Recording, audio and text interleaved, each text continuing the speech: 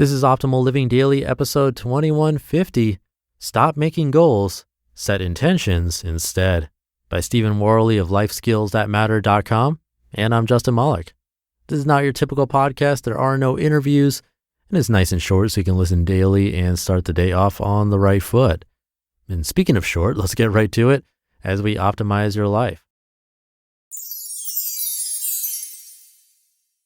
Stop making goals, set intentions instead. By Stephen Warley of lifeskillsthatmatter.com. Earlier this year, I decided to stop making goals. I've decided to set intentions instead. This small but powerful reframing of my mindset has made me feel so much more satisfied, productive, and a heck of a lot less anxious. Why? Because intentions focus on creating lasting and sustained change. Goals focus on hustling after a temporary and fixed outcome. Goals can be limiting. Intentions can be much more expansive. I define a goal as a predetermined result arbitrarily chosen to achieve a temporary feeling in a moment in time. I define an intention as the desire to create a sustained feeling over time through the development of habits, regardless of the ultimate outcome. The language we've been conditioned to use when we want to make a change in our life has always been focused on achieving a tangible goal. What I've come to realize is that we really don't care about the outcome. What we really want is to change how we feel. Right now, you might believe that if you could just make X amount more money each year, then you'll feel secure, happy, and have the life you've always wanted. Studies have shown most of us won't feel any happier earning more than $75,000 a year. We've been taught that we'll be rewarded with the feeling we desire once we've achieved that one fixed outcome. It's just not true. You can start feeling different right now. You don't have to wait. Think about the last time you achieved a goal. How long did that feeling you desired really last? Weeks, days, hours, minutes? I remember years ago when I started working for myself, I recall holding my very first check for my very first client. It was for $1,000. Within an hour, the dopamine hit of my accomplishment started to wear off and I wanted more. I bet you know exactly what I'm talking about. Once that high feeling wore off, you started feeling down again. Maybe even wanted to start chasing after another goal to get that feeling back like I did. There's a reason diets don't work. It's because they're goal-driven instead of intention-driven. Goals are hits of sugar that make you feel a temporary high. Intentions are wholesome meals that make you feel satisfied all the time. Examples of making goals versus setting intentions. The classic goal every American has been sold is the American dream.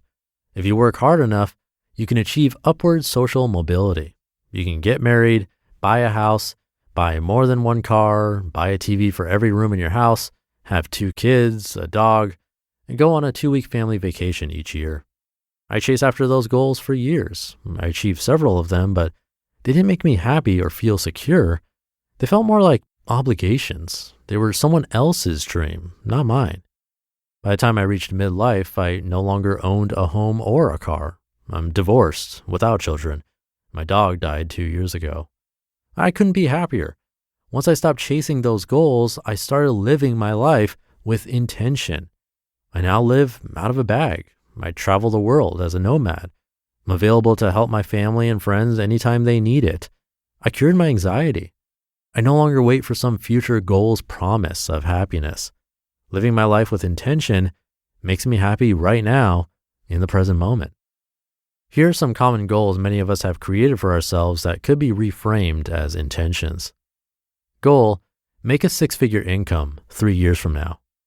Intention: feel financially secure based on the needs of my current lifestyle. Try calculating the cost of your ideal lifestyle right now. Goal: lose 15 pounds in the next 3 months. Intention: feel healthy, energized, and comfortable in my own body. Goal: start a business that will be financially sustainable in 6 months. Intention: build a habit of meeting at least one new person each day who might be interested in my product or service. See the difference? Goals are what you think you are supposed to do. Intentions are what feels right to you. How goals can make you feel bad. was coaching a woman a few months ago who wanted to sell 700 tickets to her conference over the next 6 months. At the time we spoke, she had sold 10 tickets. She was a basket case. She told me she had never been more depressed in her life than at that moment. She was even considering leaving her boyfriend. Why? Because she chose an arbitrary goal that sounded impressive. She felt if she didn't achieve her goal, she'd be an utter failure. She literally created an obligation that was a figment of her own imagination that was now making her feel depressed. Crazy what we do to ourselves, isn't it? It was completely out of alignment with how she wanted to feel, to say the least. We started talking about the work she enjoyed doing on this project until this point. I could start seeing her light up as she shared stories about the interesting people she had met over the past year. We also discussed alternative outcomes. I even told her it was okay if she didn't do the conference at all. It was a possible outcome if she could allow herself to be open to it. Within 30 minutes, you could see her mood change. Why? Because she realized she enjoyed the process of meeting new people, and it didn't matter how many people showed up at her conference. Do you know what was most impressive to me? She had already sold 10 tickets 6 months in advance when she had never hosted a conference before, had zero traffic coming to her website, and no email list. She already made something from nothing because of her habit of meeting new people. Intentions build habits. Goals don't. Trust me, you don't want whatever your goal is. You want to make a change in your life, and that comes from changing your habits. Goals deny you other possible outcomes. Intentions focus on changing your mindset and habits every day so you can change how you feel moment by moment and be open to possibility. Goals feel like an obligation. Intentions feel like an invitation to explore. Chasing goals makes you feel like you are never enough. Intentions empower you to be yourself. Intentions motivate you to be more curious. Goals ruthlessly make you feel like you have to find the right answer or the right way of doing whatever it is you are trying to achieve. Goal setting is a relic of the old way of working.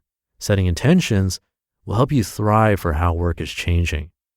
I've read hundreds of biographies about philosophers, artists, scientists, writers, and inventors throughout the ages. Most of them didn't set goals. They all set intentions, every single one of them. If you want to create real and lasting change in your life, you need to focus on the development of your habits. Start by setting intentions. I may not be an advocate of goals, but I'm not advocating sitting around on your butt either. Making a big change in your life takes focus and effort. I'm merely suggesting the method of achieving the big change you want using intentions may be much more productive and enjoyable than enslaving yourself to a specific goal. Special thanks to our fall 2019 Accelerator members who got me thinking more about goals versus intentions. I'm now setting an intention to no longer use the word goal in any of our materials, but to use intention instead. If I do, please call me out. You just listened to the post titled, Stop Making Goals, Set Intentions Instead by Stephen Warley of lifeskillsthatmatter.com.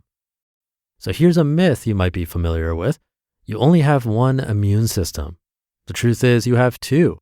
Your oral microbiome acts like a second immune system. It is your first line of defense against external toxins, infection, and disease. Your microbiome is working 24/7 to help protect you. So what if there was an oral care line that protected your microbiome? There is. Lumino, spelled Lumineux, is the first oral care line designed to strengthen your oral microbiome by saying no to lots of ingredients that can harm it. That's why their name is pronounced Lumino, because it has no harsh bleaches, no artificial dyes, no alcohol, only all naturally derived, delicious, hardworking ingredients that clean, freshen, and whiten, as well as the other guys, but without the harm. Introduce yourself to Lumino. We are dedicated to illuminating better ideas in oral care. Join us, be illuminating. Available at Whole Foods, Walgreens, and Sprouts. Find out where you can get Lumino at www.oralessentials.com and enjoy 15% off your first purchase with code OLD. And thank you to Stephen. He's right about that study of how happiness doesn't seem to increase after somewhere around $75,000 a year. For class in business school, I had to read a book called Your Money or Your Life, which is still one of my favorite books to this day because it explained things I had felt but not been able to put into words myself. Like the idea that if you put happiness and money on a graph, the more money you get in the beginning, the more happiness you get. But it slows down the higher you get. And when you reach around $75,000, as he mentioned in this article, the curve starts going the other way. Happiness decreases with more money because in reality, things really do get more complicated. A younger version of myself didn't really understand this and figured, well, you could probably hire people to solve those complicated problems that arise with more money. But boy, once you're in a managerial position where you have to find people you really trust, that adds a completely different layer of complications. If you're a manager, you know what I'm talking about. But anyway, that was just a little part of this article. The bulk of it, talking about intentions versus goals, is something we've been touching on almost weekly for the last couple of weeks. We've heard me talking about how I don't really have goals, to Benjamin Hardy talking about how the most successful people have daily goals that they revise daily. And now you have Stephen talking about intentions being more important than goals. All these posts with different perspectives, all in the hope of making your life even 1% better. But it's up to you to figure out how. That can be the difficult part. But I think listening to these different ideas is a great place to start. If we're pondering this together and figuring out what works for us individually each day, it will make a positive difference. I've heard from some listeners directly. So keep it up. Thank you for listening and sticking around until the end. Have a great day, and I'll see you tomorrow, as usual, where your optimal life awaits.